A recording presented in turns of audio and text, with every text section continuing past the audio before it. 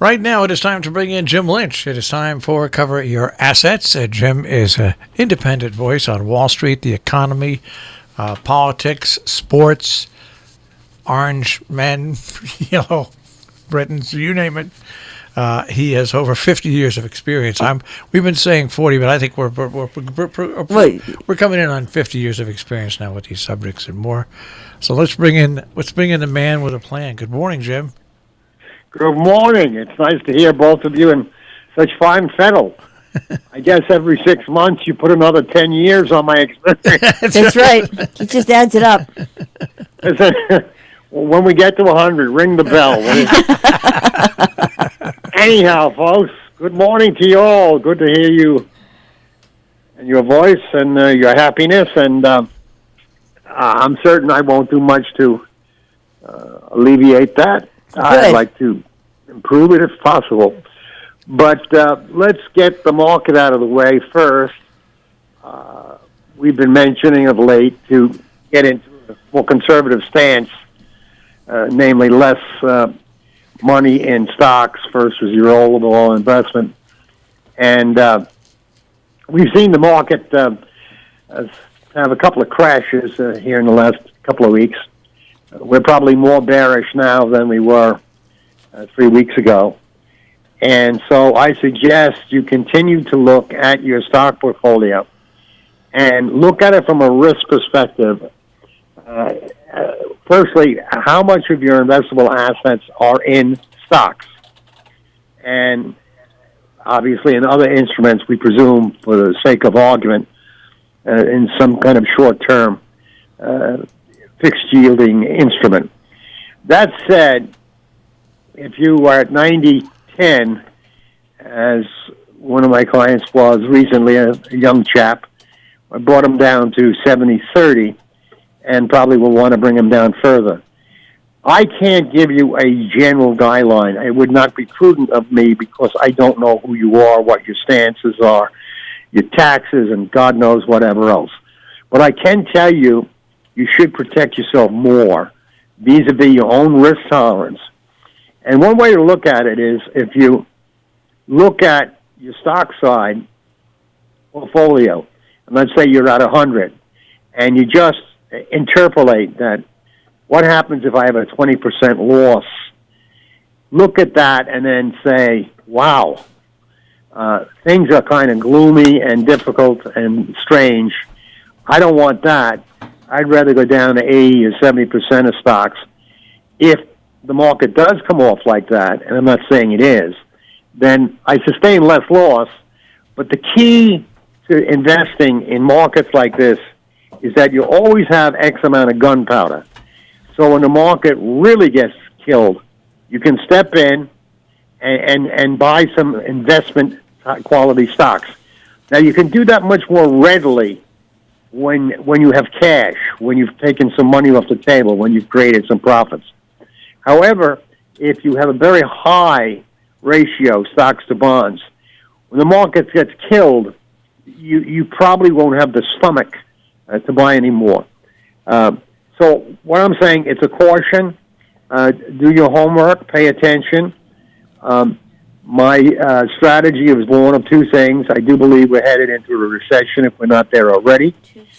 Secondly, the person leading the country doesn't know what he's doing, and he's driving the world economy into a recession.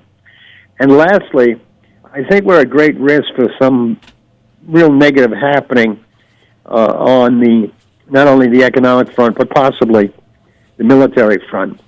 I don't want to spend a lot of time on something you're probably bored with and upset with, but you have to, no matter who you voted for, understand that there's something a little awry, to be sarcastic, with a man leading a country who lies consistently about some of the most mundane things, and then again about some very important things like relationships with the country he's trying to bring his way in terms of trade.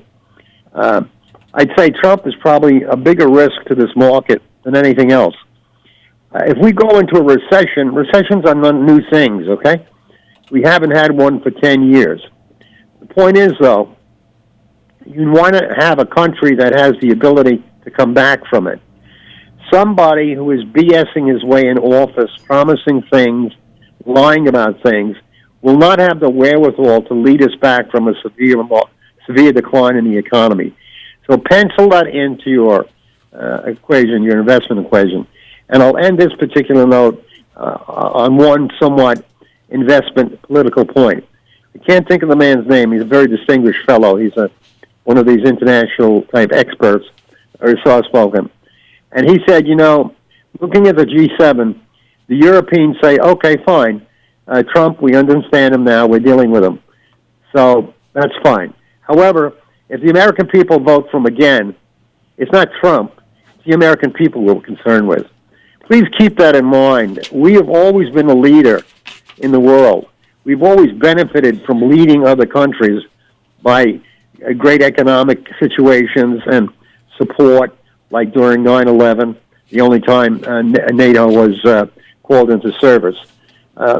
So no matter who you voted for, one, look at your pocketbook, but two, we're being disrespected. We're being pushed back because of our own behavior. Okay, that said, I'd like to move very quickly into three topics. I just want to rush on them as topics, and then we'll come back to them. In my humble opinion, the main thing to look for in a new president would be someone who will lead us in taking on the climate challenge that the world has. Whether you believe in it or not, you have to be conservative and say, something's awry. Maybe I don't know about it. Maybe I need to learn more about it. So that would be my first priority for a candidate. The second one would be gun control. Firstly, if you take care of the climate over a period of 20, 30 years, well, we'll still be living maybe somewhat healthy lives. Secondly, if you don't take care of gun control, then more people will die, young, old, and more importantly, the fear that has been generated by the terrible things going on with guns and white supremacy and racism.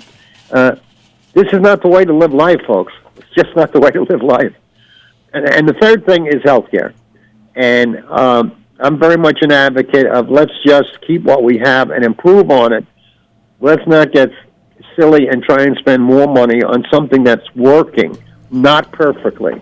I'm talking about the current health plan we have.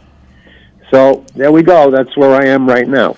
I've got two things that I want to add here. First of all, I don't understand the media, and I don't understand even the media on TV that's MSNBC's, CNBC and Fox News Network.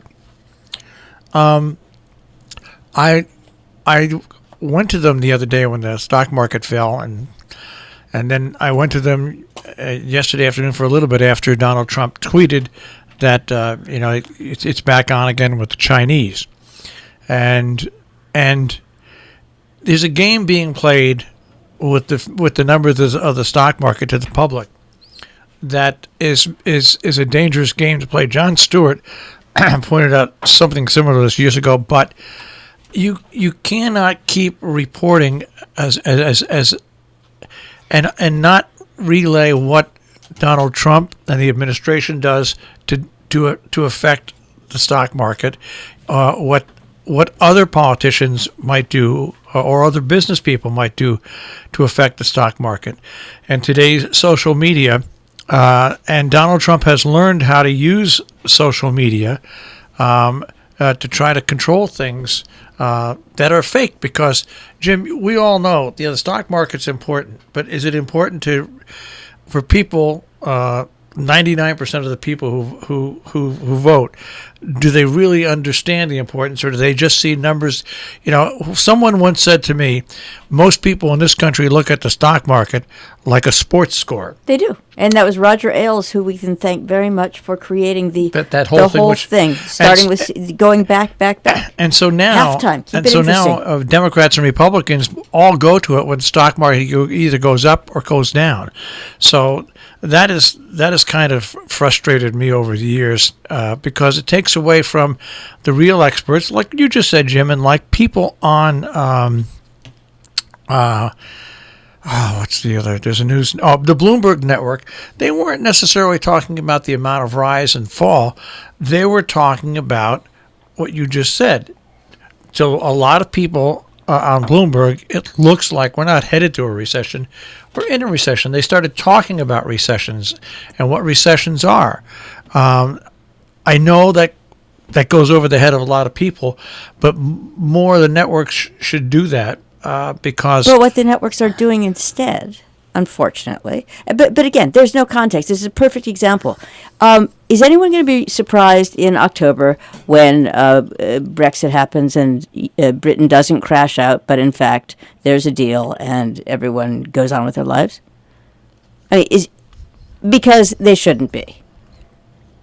And the problem with doing life in that microcosm of where that number is at that moment is that it gives you, it focuses you in. It's the same reason that casinos are light and bright and noisy all day long. And the huge disconnect that's being created is truly inefficient when it comes to trying to do your life and figure out what the best choices are for you. No, that is a great analogy regarding casinos being bright and noisy, no clocks on the walls. As I haven't been to one in a while, but I just so got that back. People lose time and they lose reality, and that's what's been going on, particularly of late, with a greater intensity. As Trump, who was frightened of not winning the 2020 election, is trying to keep the stock market up. I've been watching things here for a couple of years, and I've never seen any president try to influence the market the way Trump has. And yes, when we've had crisis and so forth, going back to FDR, the president's role is to be the one who says, okay, I'm not saying it's getting better tomorrow, but we're a great country, and hang in there. That's what a president's supposed to do. He's not supposed to say, oh, I don't know, I'm going to tell China I'll have a deal with them. Stock market goes up. Oh, I changed my mind. I don't like China. Stock market goes down. The free press is not using simple sentences to describe what President Trump is doing to try and keep everybody who has voted for him happy, particularly those whom he gave this straight tax cut to. You have to, as Jill has mentioned, we've talked about the technology, the saturation of news. Somehow, for your own peace of mind, you must get disciplined and look at things. Take just one news source, but don't just accept them that they know what the hell they're talking about. You figure out if they know what they're talking about. And you, when you come to that one news source, should be able to say, this is baloney, I need more information. This sounds kind of right, maybe I'll study it a little bit more. But having all these outlets bombarding you and not having the opportunity in your own best interest to sit back and say, is this true or false? Does this apply to me? Is this a con job? So that's where responsibility comes in. It's interesting. I just think that literally 50% of the voters out there have no understanding and don't give a damn about stock market results. and I'm talking about millennials, and I'm talking about young kids coming out of college right now. I'm not going to say all of them, but a majority of them. They just, I lived through 2 recessions in my life. So I know what recessions are. I've seen them come, and I've seen them go, and I've seen how they affect what we do. I saw how our fundraising was affected when we first started this radio station, and had something all big planned, and all of a sudden, all hell broke loose in the world, and those plans went up into thin air when the stock market crashed. I don't think what Donald Trump is doing is aimed to his 35 to 38%. And I just wish the media would get off it. And if they want to report about the stock market, then they should watch Bloomberg News and see how it's done. If they want to report about anything, they should. And this isn't yay Bloomberg. It's just it wants a more measured, less reactive. But again, it is apparently impossible. I guess they have to make money. And no one wants to be first and da da da da. But basically, you've got a bunch of people running around, reporting on what they're told to report, and that's just asinine. Excuse me. The eyeballs. Yeah. I think Marshall said it well. And I would suggest that you use Bloomberg for your investment information, period. If you go to these other networks, business news is just part of their getting eyeballs. And frequently, they'll use it in a controversial way that doesn't teach you anything. It might scare you, it might distract you, it might make you feel good for a few minutes. So select Bloomberg as the place to go for your business. Then select one other. None of them are as obvious to me as one might think. But you go with the people who have good staffs, who generally seem to be reporting the truth, and then you use that old expression, trust but verify. Don't trust, in my opinion, nowadays, you never could, but more and more nowadays that politicians and foreign governments and others are using a form of communication. You can't go in trusting any of this stuff. If you're going to read something and you're coming away with a conclusion, check it out. Okay. And checking it out is not that hard. Now, on the stock market and on people and so forth, there was a report out on the Business Insider yesterday. We have had more big hitters, corporate executives, insiders, selling more stock 2006, 2007, better said, in August of 2019, than we did in 2006 and 2007. I think you might remember the next thing that happened was 2008, which was a debacle in the stock market. This is an indicator. It's not perfect. It's not always accurate. But when it's outsized, it's pretty certain that the insiders, the corporate heads, and so forth, know something's going on that the rest of us probably don't know, and it's a sign for caution. Marshall was referring earlier to going through these recessions and so forth. I myself have been through a fair amount of terrible times in terms of markets. I can remember in '88, I think it was, municipal bonds, would you believe, were down 10 points in a day. 10 points, high-quality municipal bonds. I can't give you all the specifics of it. I don't quite remember it. Then we had 2000, where the stock market went crazy with all of these technological issues. And then bang, all 1 and 2 people got slaughtered. This is why, coming back to my original statement on the market, you must be conservative. Today is great. You always have to understand, somewhere down the line, it's going to get horrible. So you have to, at least for a while, you have to be prudent in your investment selection and in the amount of money you have in the market at any given time. And you also have to be willing to have the guts to make a mistake and get out of the market or get out of some of the market because it just seems intolerable. These are not easy things to do But if you realize the idea is to make money, not as many people do play a scorecard, you're going to come out okay. I remember a guy, I shouldn't say this, but I will for Marshall's sake, back in the late 60s. He's passed now, but he bought a stock called Recognition Equipment. He bought it at 20. This is a professional now. He bought it at 20. The stock went to about 174. He didn't sell the damn thing. He sold it out at 11. He was so enamored everything was going to be perfect. That was a professional person, and a good professional person. But he got enamored with his investment. You're buying these things to make money over a serious amount of time. You're not buying these things to be able to talk at a cocktail party.